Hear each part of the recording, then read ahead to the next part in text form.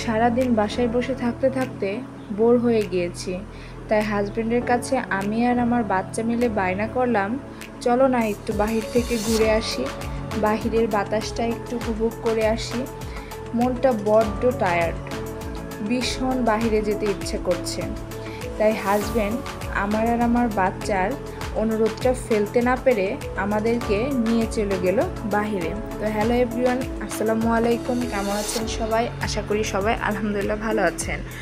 আমি ভিডিওটি শুরু করেছি গতকালকে আমার হাজবেন্ড অফিস থেকে আসার সময় কিছু সবজি বাজার করে নিয়ে এসেছে। যেহেতু আমার হাজবেন্ড অফিস করে এবং বাসায় আমি আর আমার বাচ্চা থাকি, তো বাজারটা আমার হাজবেন্ড অফিস থেকে আসার সময় কাঁচা বাজার করে নিয়ে আসে। তো কি আর বলবো বলেন, বাজারের এত দাম সবজির, মানে 80 টাকার নিচে কোনো সবজিতে হাতই দেওয়া যায় না। যেই পেঁপে কিনা মানুষ খেত না, 10 টাকা কেজি থাকতো, সেই পেঁপেও নাকি এখন 30 টাকা কেজি হয়েছে। বলেন মানুষ কি খাবে? তো এখানে আমার হাজবেন্ড পুরকল, এটাকে আপনারা কি বলেন সেটা অবশ্যই কমেন্ট করে জানাবেন। আমরা এটাকে পুরকল বা ধুন্দুল বলে থাকি। এরপর পেঁপে, পটল, বেগুন এবং লাল শাক নিয়ে এসেছিল। তো এগুলোকে আমি আপনাদেরকে দেখিয়ে নিচ্ছিলাম। তারপর আমি এগুলোকে গুছিয়ে রেখে ওই যে হাজবেন্ডের কাছে অনুরোধ করলাম, এর জন্য হাজবেন্ড আমাদেরকে বাইরে ঘুরতে নিয়ে গেল। বেশি দূর যায়নি, কারণ আমার হাজবেন্ডও অনেক অসুস্থ। আপনারা আমার হাজবেন্ডের জন্য দোয়া করবেন। সে প্রায় কিছুদিন যাবৎ জ্বর এবং শরীর ব্যথায় অসুস্থ। তো যেহেতু এখন কিছুটা সুস্থ হয়েছে, তাই তার কাছে বায়না করার মতন সাহস পেয়েছি যে আমরা মোটরসাইকেলে করে বাইরে গিয়েছিলাম। যেহেতু মোটরসাইকেলে করে গিয়েছিলাম, যদিও সুস্থ না হতো তাহলে তো বাইরে যাওয়া সম্ভব ছিল না। তাই ভাবলাম যে আশেপাশে কোথাও থেকে ঘুরে আসি। বেশি দূর যাওয়ার মতন বা বেশিক্ষণ মোটরসাইকেল চালানোর মতন সাহস আমার হাজবেন্ড করে উঠতে পারেনি, কারণ ওর হাতটাও প্রচুর ব্যথা, পাটাও প্রচুর ব্যথা ছিল। তারপরেও আমরা বায়না করাতে ব্যথাটা কিছুটা কম অনুভব হওয়ার কারণেই কিন্তু আমাদেরকে একটু ঘুরতে নিয়ে গিয়েছিল। তাই আমরা ভাবলাম একটু হাতিরঝিলের চারপাশটা একটু ঘুরে আসি। আর আকাশটাও কিন্তু ছিল অনেক সুন্দর।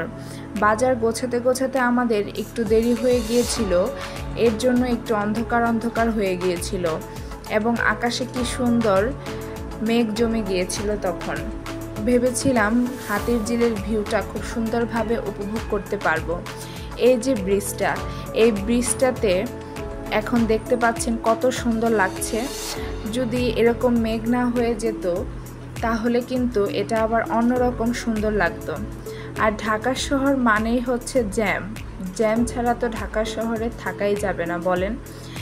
এই যে হাতির ঝিল, এই ঝিলটাতে কিন্তু জ্যাম খুবই কমই থাকে, কিন্তু বিকেল টাইম মানে বিকেল 5টার পরে কিন্তু জ্যাম থাকবেই, কারণ সব অফিস ছুটি হওয়ার টাইম থাকে তখন। তো আমরা এই ব্রিজে কিছুক্ষণ দাঁড়ালাম।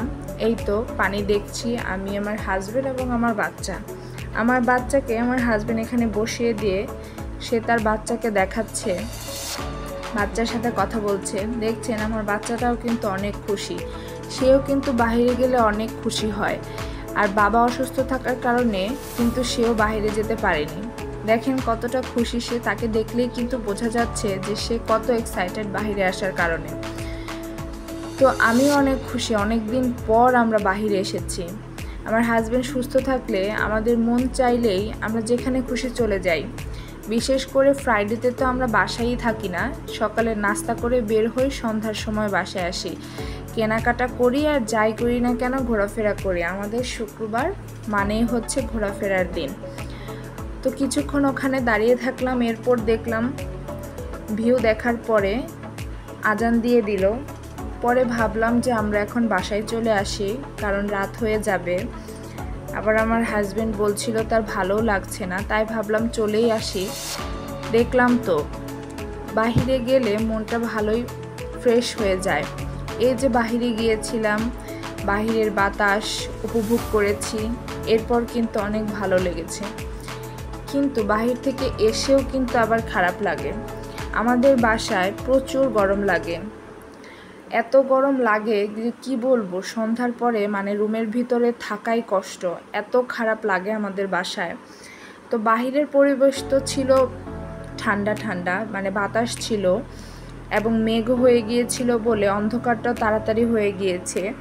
কিন্তু বাসায় ঢোকার পরে যে কি পরিমাণ গরম আর কি পরিমাণ অস্থিরতা যে ভিতরে কাজ করছিল কি আর বলবো। তখন মনে হচ্ছিল যে বাহিরেই থেকে আসলাম না কেন, কিন্তু বাহিরে তো আর থাকা যাবে না, তাই চলেই আসলাম। তো আজকে কিছুটা সময় আপনাদের সাথে শেয়ারও করলাম। আপনাদের কেমন লেগেছে আপনাদের মতামতটি কমেন্টের সাহায্যে কিন্তু অবশ্যই জানাবেন। আর দেখুন আকাশটা কত সুন্দর লাগছে, তাই না? আজকের আকাশটা কিন্তু আসলেই অনেক সুন্দর ছিল, এত সুন্দর ছিল কি আর বলবো। যদি আমার হাজব্যান্ডের শরীর ভালো থাকতো তাহলে আমরা আরও পরে হাতির ঝিল থেকে আসতাম, বিচে দাঁড়িয়ে থাকতাম, সন্ধ্যাটা উপভোগ করতাম আরও ভালোভাবে। তো কথা বলতে বলতে কিন্তু আমি প্রায় বাসার কাছাকাছি চলে এসেছি। যারা আমার চ্যানেলটি সাবস্ক্রাইব করেননি তারা অবশ্যই কিন্তু আমার চ্যানেলটি সাবস্ক্রাইব করে পাশেই থাকবেন, আর লাইক এবং কমেন্ট করে আপনাদের মূল্যবান মতামতটি জানাবেন। আজকের মতন এখানেই বিদায় নিচ্ছি। আল্লাহ হাফেজ।